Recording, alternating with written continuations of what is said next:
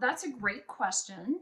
And it's something we always want to do. As you're teaching children letters and letter sounds, you want to demonstrate how that works. And one of the most important things you can do when you're working with children is to read and point to the print.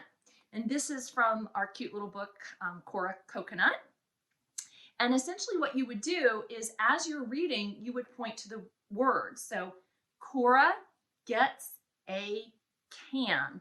And you can see, actually, I did it a little bit. I wasn't quite as precise in my pointing. So watch me this time. When you're actually pointing to the print, you want to be really precise. You want to look at it and you want to point to the beginning of each word. Cora gets a can. When you read and point with kids like this repeatedly, they start to pick up on the fact that you're pointing to the word that begins with the letter K, and then you're saying something that begins with that sound, and they start to see how it all works. Also, when children see books like this, they start to see that words are actually separated by white spaces.